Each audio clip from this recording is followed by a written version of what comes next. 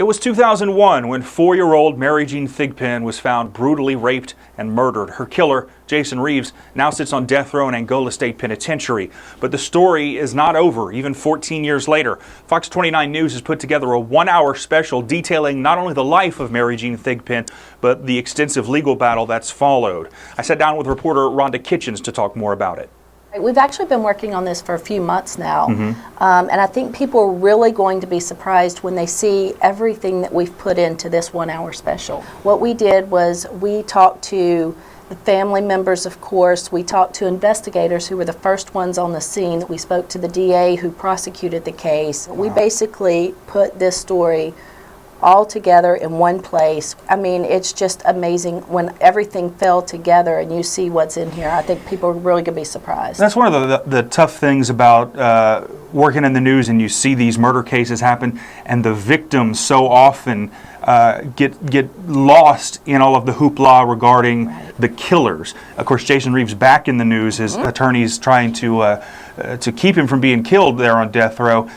Just give me some insight into what the family continues to deal with even after all this time. So they actually had to have 2 trials for this. The first one ended in a hung jury because the jurors found out that one of the jurymen had gone in and he said that he could do what he needed to do to follow the law. Well, they found out that he was not going to go for the death penalty. He had made up his mind before he ever started.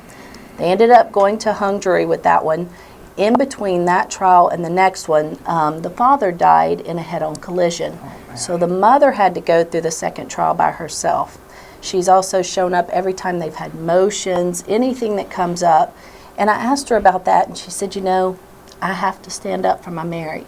And she has done that. This was a very, you know, they were a very country family. They, you know, didn't want extravagant things. Or they were very about their family.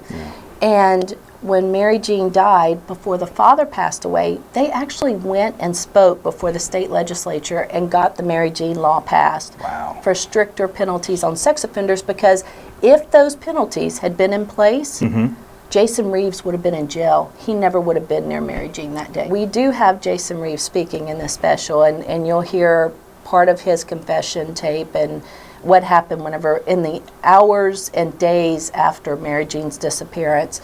But on death row, we actually were about, I think they said 60 yards. When we got back, we were looking through the tape and we were like, oh my gosh, there he is. He had, some of the prisoners were talking about us being there, and you can actually see Jason Reeves peering out of his cell down the hall to see what was going on. So yeah, just a bad feeling.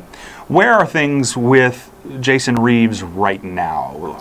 They just had a motion. His attorneys say that he is mentally incompetent and therefore cannot be put to death.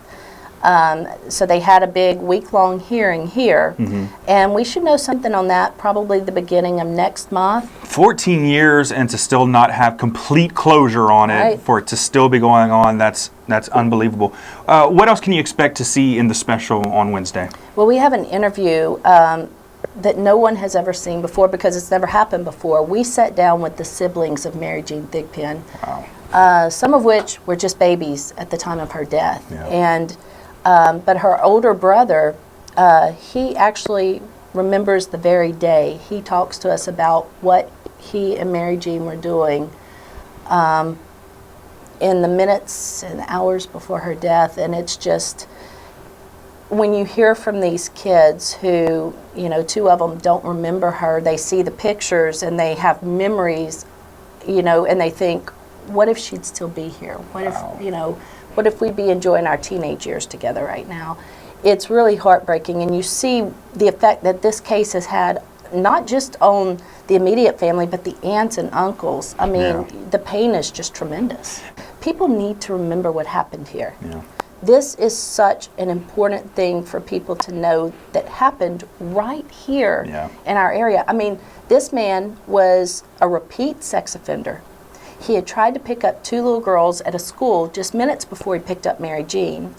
I mean, this is a big deal that happened here. 14 years later, it's still a huge deal. You know, we need to remember that. And to see what families go through when something like this happens, you're not only dealing with the death of your child, you're now facing a court proceedings that you knew nothing about before this happened. Yeah. So it's a whole nother world for them.